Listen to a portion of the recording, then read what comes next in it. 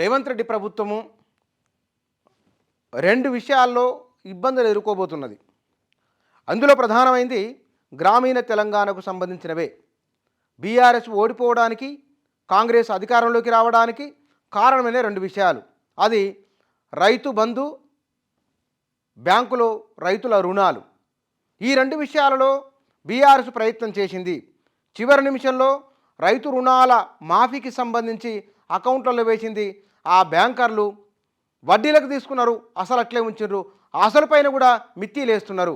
ఇది గ్రామీణ ప్రాంతాల్లో విపరీతంగా చర్చకు దారితీస్తున్నది. రెండోది రైతు బంధు. ఈ రైతు బంధును రైతు భరోసా అన్నారు. గత ప్రభుత్వము 10,000, వీరు 15,000 అన్నారు. ఇప్పుడు మీడియాలో వస్తున్న వార్తలు ఏమిటి? నిధులు లేక పథకాల అమలుకు కటకటలాడుతున్నది కాంగ్రెస్ ప్రభుత్వం అని. గత ప్రభుత్వం ఇవ్వాల్సిన సబ్సిడీలకు సంబంధించినవి, విద్యుత్ బకాయిలను, వీటికి సంబంధించిన వాటిని సర్దుబాటు చేస్తున్నదని మీడియాలో వస్తున్న కథనాలు. మరి రైతు బంధు, రైతు భరోసా లేదా బ్యాంకులో ఉన్న రుణాలు, వీటిని త్వరగా క్లియర్ చేయకుంటే కనుక రైతుల నుంచి వ్యతిరేకత వచ్చే అవకాశం ఉన్నది. లోక్సభ ఎన్నికలు సమీపిస్తున్నాయి. గ్రామీణ ఓటర్లు చాలా కీలకమైన వారు. 69 లక్షల బ్యాంక్ అకౌంట్లు రైతులకు సంబంధించినవి ఉన్నాయి. ఇందులో సుమారుగా 40,000 కోట్ల రూపాయల అప్పు ఉన్నది. ఆలస్యం అవుతున్న కొద్దీ అప్పు పెరిగే అవకాశం ఉన్నది. మిత్తిలేసి ఆ మిత్తిల కారణంగా రైతులపై మరింత అప్పుల భారం పడబోతున్నది. ఈ అప్పుల భారం నుంచి రైతులను బయట పడేయాలంటే కనుక వెంటనే బ్యాంకర్లతో ప్రభుత్వం మాట్లాడాలి. ఆ అప్పుల బాధ్యతను ప్రభుత్వం తీసుకోవాలి. మొత్తం రైతుల అప్పును 2 లక్షల వరకు వారు చెప్పినట్టుగా దాన్ని జీరో చేయాలి. అప్పుడు ఆ ప్రభుత్వం పట్ల సానుకూలత వచ్చే అవకాశం ఉన్నది. ఈ 2 నెలలుగా రైతులకు సంబంధించిన విషయాలపైన, ధరణి విషయాలపైన మాట్లాడుతూ ఉన్నారు. ఇంకా అవి కార్యరూపంలోకి రాలేదు.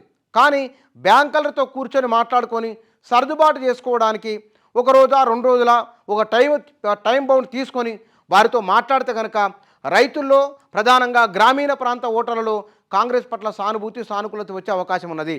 ఇక రైతు బంధు విషయంలో వీరు ఇప్పటికీ సంవత్సరానికి 15,000 కోట్ల రూపాయలు గత ప్రభుత్వం వేయాల్సి ఉన్నది. ఇప్పుడు ఒక సీజన్కు, రబీ సీజన్కు 7,500 కోట్లు అంటే ఇప్పటికీ 3,400 కోట్ల పైబడి డబ్బులు రైతుల అకౌంట్లో జమ అయినాయి. ఇంకా జమ కావాల్సి ఉన్నది. నిధులు లేవు, సర్దుబాటు చేస్తామని చెప్తున్నారు. కానీ 40,000 కోట్ల రూపాయలు అంటే ఒకసారి ఇవ్వలేం కదా. రేవంత్ రెడ్డి అన్నారు నెలకు ఇంత లేదా సంవత్సరానికి ఇంత, 5 ఏళ్లలో ఇంత. నెలకు ఒక 500 కోట్లు అంటే కనుక 12 × 5 = 60, 6,000 కోట్లు. ఆ 5 సంవత్సరాలకు 6 × 5 = 30,000 కోట్ల రూపాయలు.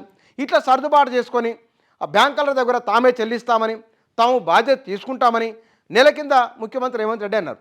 కానీ ఇప్పటికీ బ్యాంకర్లు రైతుల రుణాల విషయంలో వెంటనే ప్రభుత్వం ఒక నిర్ణయం తీసుకొని రైతు బంధుని వెంటనే అకౌంట్లో వేయాలి, డబ్బులు ఉన్నాయి లేవు, కటకట ఉన్నది, అవన్నీ అనడం లేదు ప్రజలు. గత ప్రభుత్వం ఉన్నప్పుడు ఆయన అప్పులు తెచ్చిండో ఏం చేసిండో మాకు తెలియదు. కానీ కేసీఆర్ మాత్రం మా అకౌంట్లో టైంకు డబ్బులు పడినాయి, టక మా ఫోన్లకు మెసేజ్లు వచ్చేది, ఇప్పుడు వస్తలేవు, ఏం జరుగుతున్నదనే చర్చ చాలా విస్తృతంగా గ్రామీణ తెలంగాణలో జరుగుతున్నది.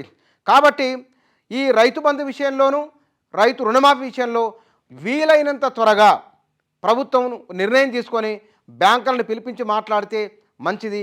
లేదంటే కనుక ఏ ప్రజల నుంచి అయితే సానుభూతి వచ్చినదో, ఏ ప్రజలైతే అండగా నిలబడి ఉన్నారో, 70 లక్షల రైతు అకౌంట్లు అంటే ఒక్క రైతు ఇంట్లో 3 నుంచి 4 ఓట్లు ఉంటాయి. అంటే 1.5 ఓట్లు, సుమారుగా 1.5 ఓట్లకు పైబడి కాంగ్రెస్ పార్టీ పైన ప్రభావం చూపే ప్రమాదం ఉన్నది. కాబట్టి రైతుల విషయంలో వెనువెంటనే నిర్ణయం తీసుకొని రైతుల రుణాల మాఫీకి సంబంధించిన స్పష్టతను ప్రభుత్వం ఇవ్వాల్సిన అవసరం ఎంతైనా ఉన్నది.